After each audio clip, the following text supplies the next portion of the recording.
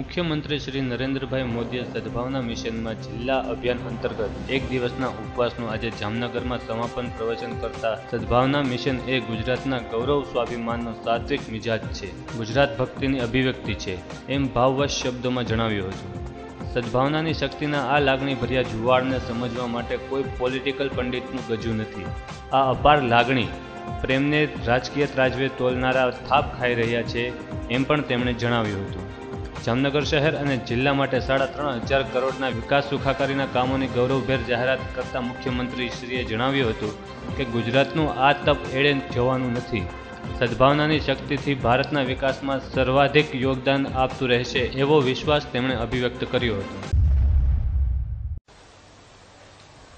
ગયા 13 દિવસથી જુદા જુદા જિલ્લાઓમાં સદભાવના ઉપવાસ નિમિત્તે મારું જવાનું થયું છે।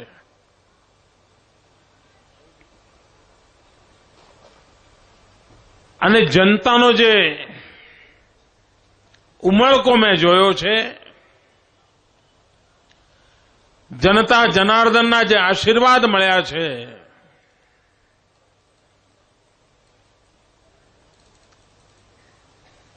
આખી ઘટનાને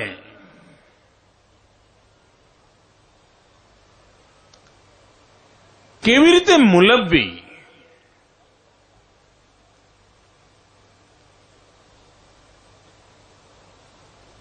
રાજકીય દાવપેચ રમવા માટે, કાવા દાવા કરવા માટે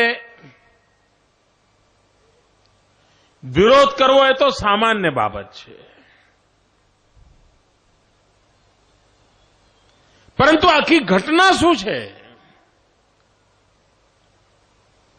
જેમાં ક્યાંય વિરોધ ન હોય, જેમાં ક્યાંય પ્રજાને ઉશ્કેરણી થાય એવી માગણીઓ ન હોય, જેમાં કોઈના વિરુદ્ધ કાંઈ કરવાનું ન હોય, શુદ્ધ સાત્વિક આખો અવસર હોય, અને છતાંય આટલો બધો લોક જુવાળ જોવા મળે, આ ઘટના શું છે? આટલા દિવસથી મારા ઉપવાસ ચાલે છે, જનસાગર ઉમટે છે, અબાલ વૃદ્ધ સૌ કલાકો સુધી ખડા પગે ઉભા રહીને આશીર્વાદ આપવા માટે લાઈનમાં લગાવે છે।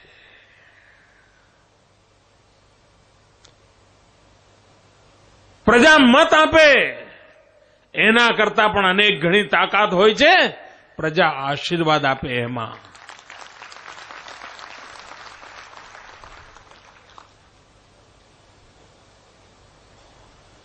મત તો કદાચ ચૂંટણીઓ જીતાડતા હશે, આશીર્વાદ જિંદગી જીતવાની તાકાત આપતા હોય છે।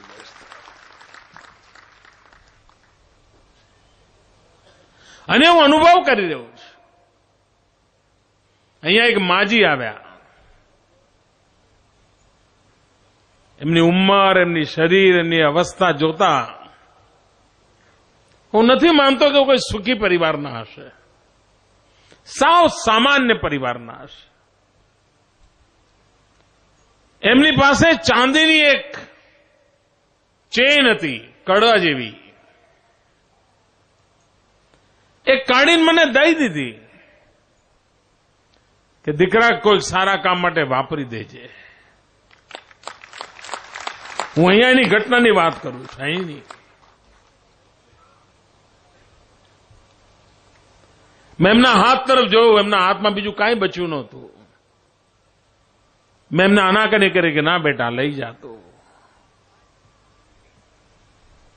આ કયો ભાવ છે? આ સદભાવનાના ઓષણને સમજવા માટે પોલિટિકલ પંડિતોનું ગજું નથી દોસ્તો, પોલિટિકલ પંડિતોનું ગજું નથી।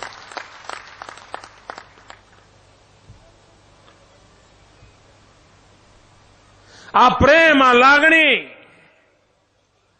આ ઉમંગ, ઉત્સાહ, એના મૂળમાં શું પડ્યું છે? ભાઈઓ બહેનો, ગયા 10 વર્ષથી ગુજરાતનું નીચું જોણું થાય, ગુજરાત બદનામ થાય, ગુજરાત બેઆબરૂ થાય, એના માટે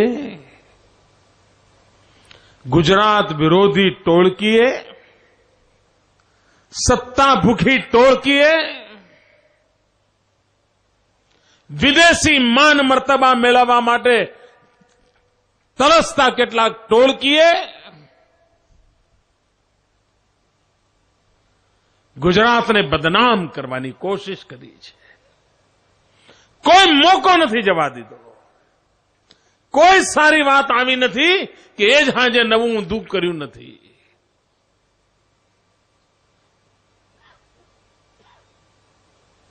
પ્રજાના મનમાં આ તત્વો સામે ભારે ભાર ગુસ્સો પડ્યો છે.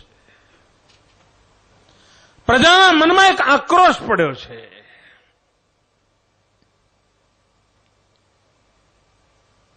પ્રજા મોકાની તલાશમાં છે કે આવા ગુજરાત વિરોધીઓ સામે પોતાની લાગણીઓ અભિવ્યક્ત કેવી રીતે કરે. એ મોકાની તલાશમાં છે. અને આ સદભાવના મિશનમાં એને એ મોકો દેખાણો છે કે ગુજરાતની વિરોધીઓને જવાબ આપવા માટે આ સદભાવના મિશન એક અત્યંત ઉત્તમ સાત્વિક રસ્તો છે. અને એટલે પ્રજા એનો ગુસ્સો પ્રગટ કરવા માટે આ વિરાટ સંખ્યામાં આવે છે. કોઈ રાજકીય પક્ષને એનું જિલ્લાનું અધિવેશન કરવું હોય ને, આખો દિવસ ન ચલાવી શકે ભાઈ. કલાક બે કલાકમાં તો લોકો ઉભા થઈને હાલવા માંડે. એકાદ બે ઠરાવ પસાર થાય, ભાષણો પૂરા થાય, આવજો કરીને જવા માંડે. રાજકીય પક્ષનો પોતાનો કાર્યક્રમ હોય તો પણ ન થાય. આજે હું જોઉં છું સવારથી હખડે ઠઠ મેદની. અહીંયા 3 ચેનલો ચલાવીએ, પૂરી ન પડે. ભાઈઓ બહેનો, આ પ્રેમ, આ લાગણી, આ ઉમંગ, આ ઉત્સાહ એ ગુજરાત ભક્તિનો પ્રતિબિંબ પાડે છે. મિત્રો, પ્રત્યેકના મનમાં એક લાગણી છે કે ગુજરાત ગૌરવભેર જીવે, ગૌરવભેર આગળ વધે. ગુજરાત માથું ઊંચું કરીને જીવે. આ લાગણી એનામાં પડી છે. આજે જામનગરે, હું જામનગર ઘણા વર્ષોથી આવું છું મિત્રો. અનેક વિરાટ સભાઓને પણ સંબોધી છે. કાર્યકર્તાઓના નાના નાના મિટિંગો પણ કરી છે અને સભાગૃહના કાર્યક્રમો પણ કર્યા છે.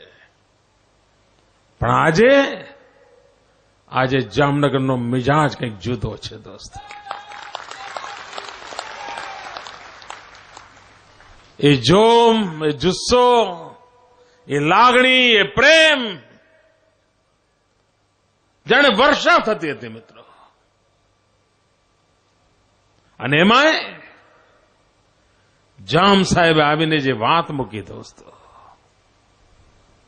નાનું બાળક પણ હોય ને, એને સહેજ તમે પીઠ થાપડો ને, એને કામમાં ગમે તેટલો થાક્યો ને તો દોડવાની ઈચ્છા તક ના આવે. કરીએ. અને એક રાજવી પરિવાર જેમાં ઈશ્વરીય વ્યવસ્થા છે, દિવ્યતાનો અંશ હોય છે, એ આવીને એમ કે અમે તો સપનાના ઘોડા દોડાવતા હતા, પણ આજે આ સરકાર અમારા સપના સાકાર કરે છે, એનો અમને આનંદ છે. આજે દિવસભર અનેક લોકો મારી જોડે ઉપવાસ કર્યા. પહેલા ઉપવાસ તો હું એકલો કરવાનો હતો. હજારો લોકો ઉપવાસમાં જોડાયા. જે લોકો ઉપવાસમાં જોડાયા છે એમને હું વંદન કરું છું, અભિનંદન કરું છું. ઘણા લોકોના મનમાં પ્રશ્ન થાય છે, સાહેબ પારણા કેમ ના કર્યા? પારણા એટલા માટે નથી કર્યા કારણ મારા પારણા આવતીકાલ સવારે થવાના છે. પણ મારી અન્ય મિત્રોને વિનંતી છે જે ઉપવાસ પર બેઠા છે, આપ અહીંથી જઈને આપના પરિવાર જોડે જરૂર પારણા કરજો. ખાસ કરીને જે નાના નાના ભૂલકા છે એમને મારી ખાસ વિનંતી છે, કારણ મારો પોરબંદરમાં જરા અનુભવ એવો આવ્યો કે મારા મનને બહુ જ પીડા થઈ. 3-4 બાળકો એવા હતા કે જેમણે ઉપવાસ કર્યા હતા અને જમવા તૈયાર નહોતા, પારણા કરવા તૈયાર નહોતા. એમને હઠ લીધી કે સાહેબે નથી કર્યા, અમે નહીં કરીએ. મારી સર્કિટ હાઉસમાં મિટિંગ ચાલતી હતી, બધા બાળકોને ત્યાં બોલાવવા પડ્યા, મારે એમને સમજાવવા પડ્યા. ત્યારે માંડ એ બાળકોએ રાત્રે જમ્યા. આવું કોઈ બાળકો કે કોઈ વડીલો આવું ન કરે. મારી વિનંતી છે કે આપ આજે આપના ઘરે જઈને પારણા જરૂર કરજો. મારા નિયમ પ્રમાણે મારા પારણા ભલે કાલે થાય, પણ આપે આટલું કષ્ટ થયું છે, આપની આ તપસ્યા એરે નહીં જાય એ હું આપને વિશ્વાસ આપું છું. ગુજરાત એની પ્રગતિની નવી ઊંચાઈઓને પાર કરશે. હિન્દુસ્તાનના વિકાસની અંદર ગુજરાત સર્વાધિક યોગદાન આપશે, એવું ગુજરાત આગળ વધશે. એ જ અપેક્ષા સાથે આ સદભાવનાના મંત્રને ગામો ગામ પહોંચાડીએ, ઘરે ઘરે પહોંચાડીએ. એ જ અભ્યર્થના. જય જય ગરવી ગુજરાત.